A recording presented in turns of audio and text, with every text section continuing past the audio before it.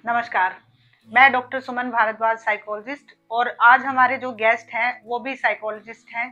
Consultant psychologist mister विकास शर्मा, जो mind and wellness hub मनोविकास केंद्र के संस्थापक हैं और बहुत अच्छा काम कर रहे हैं साइको डायग्नोस्टिक क्राइटेरिया में। और उस एरिया में आज इनसे हम जानते हैं टेस्टिंग के बारे में कि साइकोलॉजिकल टेस्ट क्यों ज़रूरी होते हैं और ये क्या होते हैं, क्योंकि ज़्यादातर लोगों को साइकोलॉजिकल टेस्टिंग के बारे में कोई जानकारी ही नहीं है। उनके हिसाब से साइकोलॉजी के कोई टेस्ट होते ही नहीं, और अगर होते हैं तो उन्हें कंफ्यूजन रहता है कि ये किस तरह के टेस्ट होंगे। क्या हमारे ब्रेन को स्कैन किया जाएगा, हमारे मन को स्कैन किया जाएगा, या सवाल पूछे जाएंगे, या हमारी प्राइवेसी को के अंदर एंटर करके उसे हैक कर लिया जाएगा। इस तरह की बहुत सारी मिथ्स हैं। सर, आप इस बारे में कुछ बताना चाहेंगे कि ये टेस्टिंग क्या है और क्यों ज़रूरी है? सबसे पहले तो मैम आपका बहुत बहुत धन्यवाद कि आपने मुझे यहाँ आने का मौका दिया, अपने विचार रखने के लिए आमंत्रित किया। मैम, साइकोलॉजिकल टेस्टिंग बेसिकली बहुत ही इम्पोर्टेंट है, क्योंकि इसके बेस पे हम इन डेप्थ यह जान पाते हैं कि भी क्लाइंट को एग्जैक्टली किस तरह की थेरेपी की या किस तरह के ट्रीटमेंट की रिक्वायरमेंट होती है। कई बार क्या होता है कि क्लाइंट अपने आप को अच्छे से एक्सप्रेस नहीं कर पाता जी। भाई वो हेजिटेट करता है, उसको जजमेंट से डर लगता है। तो इन चीज़ों के लिए साइकोलॉजिकल टेस्ट बेसिकली एक वेल स्ट्रक्चर्ड टेस्ट होते हैं, जो कि जिनकी वैलिडिटी रिलायबिलिटी अच्छे से पहले टेस्ट की गई होती है कि भी वो इन सिम्टम्स को जो भी स्पेसिफिक दिया गया है उन्हें अच्छे से एक्सप्लेन कर पा रहे हैं या नहीं कर पा रहे हैं, वो कंडीशन का एनालिसिस कर पा रहे हैं या नहीं। तो इस तरह से मैम साइकोलॉजिकल टेस्ट काफ़ी इंपॉर्टेंट रोल अदा करते हैं पेशेंट के लिए जी। क्या इसमें कुछ वेरिएशंस भी होती है? जैसे अगर पर्सन इंडिया का रहने वाला है तो हम इंडियन टेस्ट ही लगाएं, और अगर बाहर किसी कंट्री का है तो वहाँ का लगाएं। क्या इसमें कोई कल्चर का इन्फ्लुएंस होता है या एनवायरनमेंट का होता है? वो भी थोड़ा बताएं दर्शकों को, ताकि वो समझ पाएं कि सही जगह जाके टेस्ट कहाँ कराएं और किन से कांटेक्ट करें। बेसिकली तो मैम जो भी साइकोलॉजिकल टेस्ट बनाए गए होते हैं वो ऑल ओवर वर्ल्ड पे एप्लीकेबल होते हैं, लेकिन कहीं ना कहीं कुछ न कुछ स्पेसिफिक ऐसा क्राइटेरिया होता है कि जिसमें कल्चरल कॉम्पिटेंस आता जाता है। इसलिए उनकी जो रिलायबिलिटी वैलिडिटी जो भी सेलेक्ट की जाती है, उसमें जो टेस्टिंग के लिए जो भी इंडिविजुअल सेलेक्ट किए जाते हैं वो कोशिश तो ऐसी होती है भी मतलब हर एक सब कॉन्टिनेंट से और कॉन्टिनेंट से सेलेक्ट किए जाएं ताकि उनकी वैलिडिटी और रिलायबिलिटी अच्छे स्कोर पे आए। लेकिन फिर भी उनमें कुछ न कुछ कल्चरल डिफरेंस रहता है मैम। तो इसीलिए उनकी जो भी कल्चरल डिफरेंस है उसको कम करने के लिए उनकी पर्टिकुलर कल्चर की अडेप्टेशन होती है। कि भी जैसे अगर कुछ फॉरेन के टेस्ट हैं उनको इंडियन कल्चर में यूज करना है तो इंडियन की कुछ अलग से उनकी अडेप्टेशन होगी। जैसे मैं कुछ एक टेस्ट का एग्जांपल बताऊं तो आपको, जैसे वेस्लर का है मैम, IQ असेसमेंट के लिए टेस्ट है जो, तो उसकी जो इंडियन कल्चर में ज़्यादातर यूज होता है वो तो मिसिक के रूप में यूज करते हैं मैम। मालिन इंटेलिजेंस टेस्ट है जो, उसको यूज किया जाता है। उसमें एक दो जो सब स्केल था जो जिसमें ये ज़्यादा महसूस हो रहा था कि जिसकी वजह से कल्चर कॉम्पिटेंस बढ़ सकता है, तो उसको रिमूव कर दिया गया और बाकी टेस्ट को यूज किया जा सकता है। बढ़िया। दूसरा सवाल ये है कि कैसे और कब टेस्ट लगाने चाहिए, या साइकोलॉजिस्ट कैसे ये निर्धारित करते हैं कि जब पेशेंट आके अपनी कंप्लेन बताते हैं, सिम्टम्स बताते हैं, जब वो पूरा समझ भी लेते हैं कि ये इनके सिम्टम्स हैं, इनके ये इतने इतने इश्यूज आ रहे हैं और मुझे पूरा केस समझ आ गया, लेकिन फिर भी हम टेस्ट करना चाहेंगे, क्या वो वाकई में ज़रूरी है या उसको छोड़ देना चाहिए? आपका क्या कहना है इस बारे में? इसमें मैम देखो, सबसे जो इम्पोर्टेंट फैक्टर होता है वह होता है कि क्लाइंट की केस हिस्ट्री एग्जैक्टली हमने क्या बनाई है। क्लाइंट ने अपने बारे में जिन जिन चीज़ों को एक्सप्लेन किया है वो किस लेवल तक एक्सप्लेन किया है, वो बेसिकली हमारी ऑब्जर्वेशन के ऊपर भी डिपेंड करता है। पहले से ऐसा कोई फिक्स क्राइटेरिया नहीं है कि ये क्लाइंट है तो उसके ऊपर हम इस टेस्ट को यूज़ करेंगे। वो डिसाइड होगा जब हमने एक तरह से केस हिस्ट्री को डिसाइड किया है, भी इसकी केस हिस्ट्री ये निकल के आई है। उसमें हम यह महसूस कर रहे हैं कि भाई इन्होंने जो भी सिम्टम बताए हैं या तो वो कम्प्लीटली क्राइटेरिया को मैच नहीं कर रहे, कि जैसे भी हर एक डिसऑर्डर्स के अलग अलग सब कैटेगरी वाइज वो दिए गए हैं, भाई इसका ये क्राइटेरिया है, डायग्नोस का इसका ये क्राइटेरिया है। कई बार क्या होता है मैम कि जैसे फिक्स डायग्नोस्टिक क्राइटेरिया को मैच नहीं कर पाते, क्योंकि क्लाइंट भी लैग कर जाता है, अभी वो मतलब अच्छे से एक्सप्लेन नहीं कर पाता अपने सिम्टम्स को, या फिर कुछ वो हेजिटेट करता है, या भी जजमेंटल फैक्टर की वजह से भी, और स्टार्टिंग में ही आता है। जैसे अगर कोई फर्स्ट सेशन ही है मैम, तो वो बहुत ही मतलब हेजिटेशन है ऐसी बनी रहती है मैम, कुछ ना कुछ एक डर रहता है, अभी कहीं ये मैं इस चीज़ को अगर इस तरह से बताऊंगा तो मेरे बारे में क्या धारणा बनेगी, तो वो मैनिपुलेट कर जाते हैं, कुछ फैक्ट्स को हाइड कर जाते हैं। इसी तरह से मैम, तो उनको रिमूव करने के लिए मैम साइकोलॉजिकल टेस्ट की हेल्प ली जाती है। और कई बार क्या होता है मैम, जैसे कि ये उससे एहसास हो जाता है, अभी जैसे पर्सनैलिटी का ही है, तो उसमें कोमोर्बिडिटी कितनी है वो एग्जैक्टली निकल के आ जाता है मैम टेस्ट के बेसिस पे। तो इस तरह से टेस्ट की रिक्वायरमेंट होती है। सॉरी, आपने कोमोर्बिडिटी वर्ड यूज किया, तो कोमोर्बिड से क्या मतलब है यहाँ पे? यहाँ कोई साइकोलॉजिकल कोमोर्बिडिटी है या फिजियोलॉजिकल है, या किस तरह की कोमोर्बिडिटी की आप बात कर रहे हैं? मैम बेसिकली ये होती तो हर एक फील्ड में ही है भाई। साइकोलॉजी में इसको इस तरह से यूज किया जाता है कि जैसे सिम्टम्स हैं वो ओवरलैप करते हैं। सेम सिम्टम, जैसे कि कुछ सिम्टम डिप्रेशन में है, वही कुछ ना कुछ सिम्टम्स स्किज़ोफ्रेनिया में नेगेटिव सिम्टम के रूप में भी दिखाई दिए हैं भाई। एनाडोनिया का हो गया जैसे, उसमें काम करने का मन नहीं करता, सेम डिप्रेशन में भी काम करने का मन नहीं करता। तो इस तरह से कुछ ना कुछ सिम्टम्स ऐसे होते हैं जो ओवरलैप करते हैं। तो उनका एग्जैक्टली क्लासिफिकेशन हो जाता है मैम टेस्टिंग के डिफरेंशिएशन के लिए। यस, तो उसको अच्छे से एनालिसिस किया जा सकता है। एक और सवाल कि थेरेपी कब लेनी चाहिए, कब तक लेनी चाहिए, और क्या थेरेपी अगर एक बार शुरू हो जाए तो वो जीवन भर चलती रहती है? इसके बारे में काफ़ी मिसकंसेप्शंस हैं लोगों के बीच में, थोड़ा वो भी क्लियर करें। ये देखिए मैम, थेरेपी कब लेनी चाहिए इसके लिए कोई स्पेसिफिक क्राइटेरिया तो है नहीं भाई। जब भी हमें यह महसूस हो, थेरेपी बेसिकली ये नहीं है मैम कि हम किसी थेरेपिस्ट के पास ही जा रहे हैं कि वही हमारी थेरेपी का ही पार्ट है। थेरेपी टेक्निकली देखा जाए तो बचपन से स्टार्ट हो जाती है भाई। हमारे पेरेंट्स हमें कैसे गाइड कर रहे हैं, हमारा एनवायरनमेंट हमें कैसे मॉडिफिकेशन दे रहा है। तो बेसिकली हम जब भी अपने बारे में इस तरह से महसूस कर रहे हैं कि भी हम इस पर्टिकुलर एरिया में हम लैग कर रहे हैं, तो उस फील्ड में हम किसी खुद भी मान के चलते हैं भी, हमसे अगर कोई स्पेसिफिक कोई किसी फील्ड का एक्सपर्ट अगर हमें इस चीज़ के लिए सजेशन देगा तो वह हमारे लिए कितने अच्छे होंगे। तो हम कोशिश करते हैं भी जिस भी एरिया में हम लैग कर रहे हैं उसी तरह की थेरेपी होती है मैम।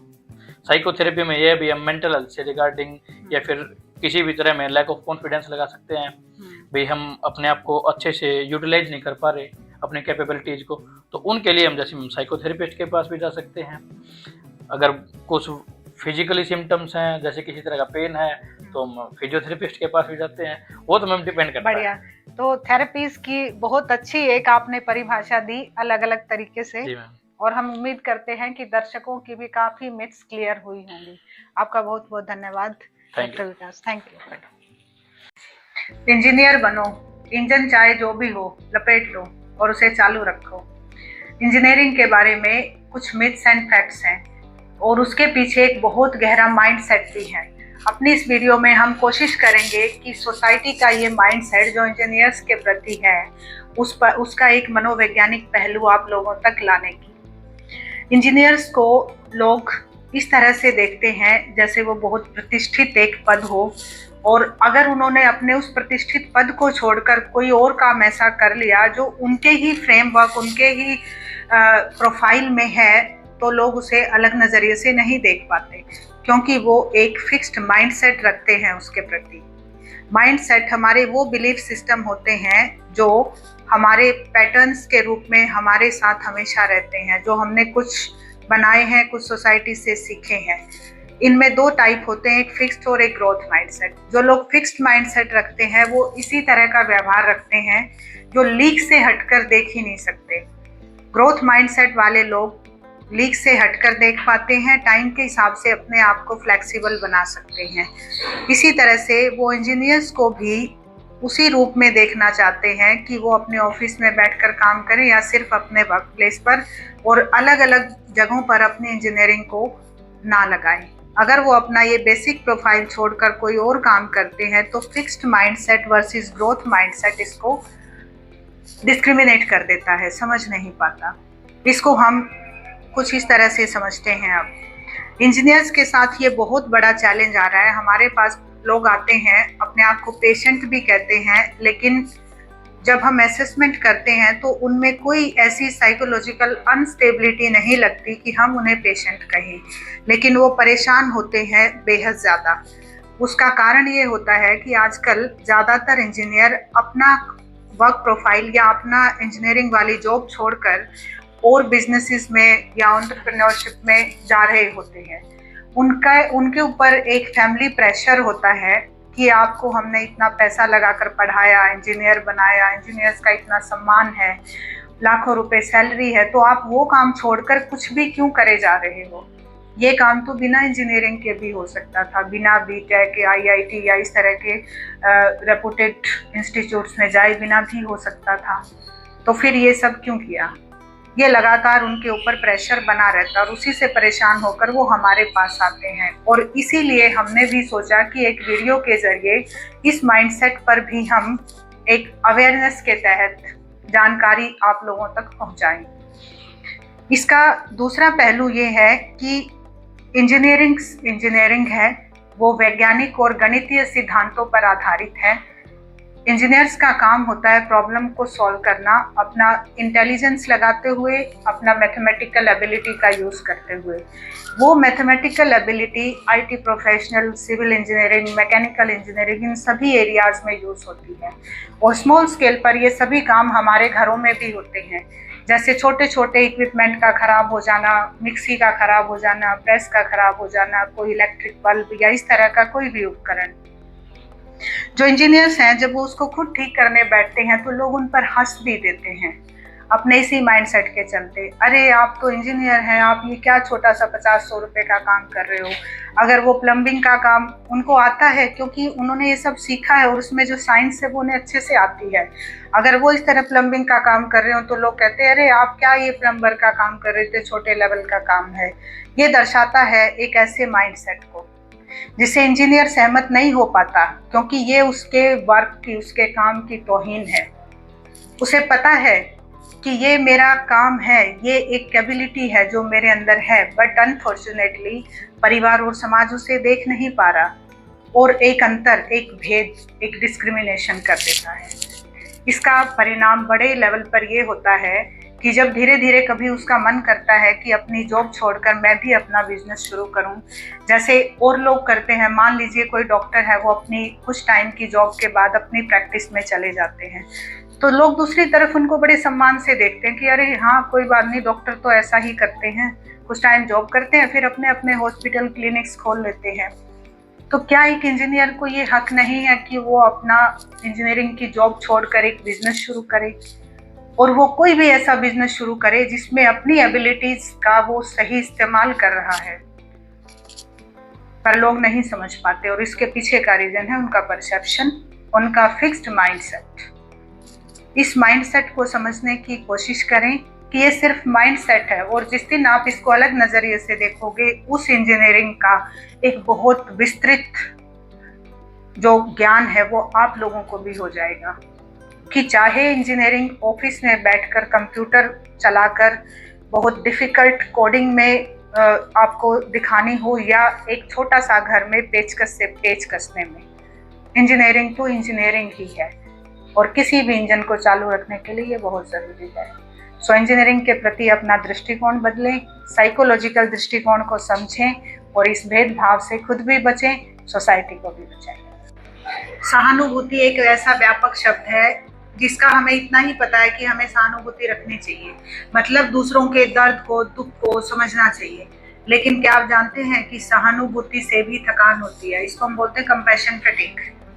कंपैशन फैटिग उन लोगों को हो जाती है जो पीपल प्लीजर होते हैं, क्योंकि वो दूसरों के दुख में अपना दुख देखते हैं। इसको आप सेकंड ट्रॉमा या ट्रीटमेंट ट्रॉमा भी कह सकते हैं। सेकंड ट्रॉमा, ट्रीटमेंट ट्रॉमा, ये शब्द ये बताते हैं कि जब कोई दुख में है, कोई बीमार है, तो हम उसके ट्रीटमेंट के लिए एक्स्ट्रा एफर्ट कर रहे हैं। जब कोई ट्रॉमा में है तो हम उसके ट्रॉमा से बाहर निकलने में एक्स्ट्रा एफर्ट कर रहे हैं, और ये भी नहीं समझ पा रहे कि एक्स्ट्रा, अति, जो हम सब जानते हैं हर किसी के लिए हानिकारक होती है। वो पर्सन भूल जाता है कि उसके दुख दर्द में उसे कहाँ तक एंटर करना है। वो कोशिश करता है कि अगर उसे ये पता चल गया है कि सामने वाला पर्सन बीमार है, तो तो उसके ट्रीटमेंट के फर्स्ट स्टेप से लेकर आखिर तक वो उसके साथ अवेलेबल रहता है। अगेन 24/7 वाली स्थिति। अगर उसे ये पता चलता है ये किसी ट्रॉमेटिक एक्सपीरियंस से गुजर रहा है, इसके घर में कुछ ट्रेजेडी हो गई है, तो उसके साथ वो शुरू से लेकर अंत तक रहता है। इसमें कोई गलत बात नहीं है कि हम किसी के दुख दर्द में शामिल हों, लेकिन हम उसके दुख दर्द में शामिल होने के लिए अपनी लाइफ को बिल्कुल ही भूल जाएं, अपनी रोल्स रिस्पॉन्सिबिलिटीज को भूल जाएं और उसके पेन में जीना शुरू कर दें। जरा सोचिए या इमेजिन कीजिए कि अगर कभी ऐसा कोई पर्सन कर रहा है तो आप क्या कहोगे। लोग बीच बीच में उनको याद दिलाते रहते हैं कि भाई इतना भी किसी के दुख में दर्द में मत जाओ कि आप खुद ही दुखी हो जाओ। तो ऐसे में हम क्या करते हैं, उसके दुख में इतना ज्यादा खो जाते हैं, उसे बाहर निकालने की बजाय खुद ही बीमार हो जाते हैं। इसको बोलते हैं कंपैशन फटीग। इसके भी लक्षण वही हैं जो भावनात्मक संकट के थे। शारीरिक दर्द, मानसिक दर्द, हमेशा शरीर और मन के साथ साथ कुछ ऐसे भी विकार हो सकते हैं जैसे माइग्रेन के साथ साथ lack of concentration, neurological disorders, क्योंकि हमेशा आपके न्यूरोट्रांसमीटर, हमेशा आपकी वेन्स एक पेन में रहती हैं, हमेशा उनमें एक स्ट्रेस बना रहता है, एक टेंशन, जिसको हमने लास्ट वीडियो में बताया था कि PMR एक ऐसी टेक्निक है जिसमें हम टेंसिंग और रिलीजिंग टेक्निक के बेसिस पर अपने इस तरह के स्ट्रेसेस को निकाल सकते हैं। वो वाले स्ट्रेस हमारी बॉडी में आ जाते हैं और वो कई बार ऐसे होते हैं जो परमानेंट रह जाते हैं। फिजियोलॉजिकली अदर डॉक्टर्स भी नहीं समझ पाते कि इन पेन का बेस क्या है, पर बहुत आसान है ये समझना कि कहीं ना कहीं अगर हमारा पीपल प्लीजिंग बिहेवियर है और हम नहीं उसको समझ पा रहे कि हम ऑल टाइम अवेलेबल थे और लोगों के दुख दर्द में, और शायद इतना ओवरली इन्वॉल्व हो गए कि वो पेन हमारी बॉडी ने एब्जॉर्ब कर लिया और आज हम उसी से गुजर रहे हैं। इसको मैंने थोड़े सिंपल वर्ड्स में बताया है, टेक्निकल वर्ड्स इसके और भी ज़्यादा हो सकते हैं, पर हमारी कोशिश यही है कि जितना सिंपल हम आपको समझा सके या आप तक कन्वे कर सके उतना हम करें। आप इसे समझिए, अगर कोई इससे परेशान है उसे बाहर लाने में उसकी मदद कीजिए। हमसे जुड़े रहिए। हमारे इस वीडियो को देखने के लिए भी धन्यवाद।